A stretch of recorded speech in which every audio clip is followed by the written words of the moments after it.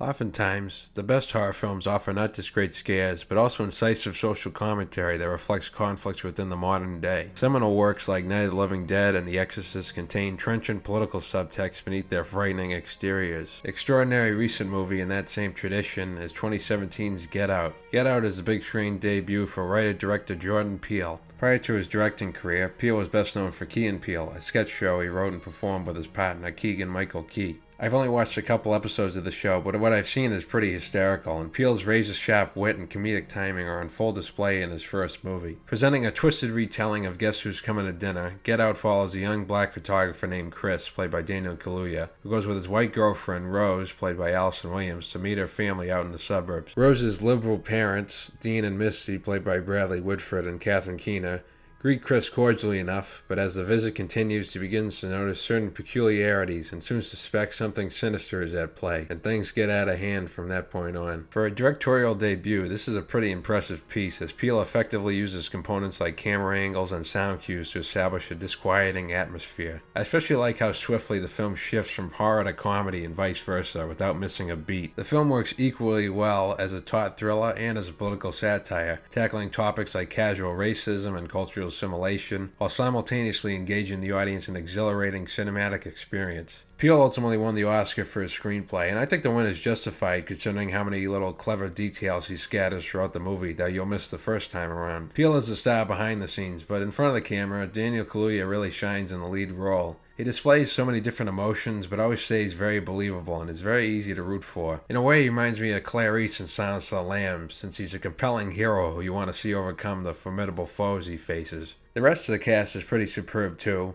I already mentioned Williams, Whitford, and Keener. They're pretty great. There's also Caleb Landry Jones as the eccentric brother, Jeremy. Little Rel Howery gets some good laughs as the friend, Rod. And Betty Gabriel is astoundingly good as the housekeeper, Georgina. Plus there's an awesome character actor, Stephen Root, who has a good part. He played Milton in Office Space and also Bubbles in Finding Nemo. This guy's got range. Get Out was a smash hit that really played well with both critics and audiences. This movie was a lot of fun in the theater, but it's also a blast at home to watch for someone who's never seen it before.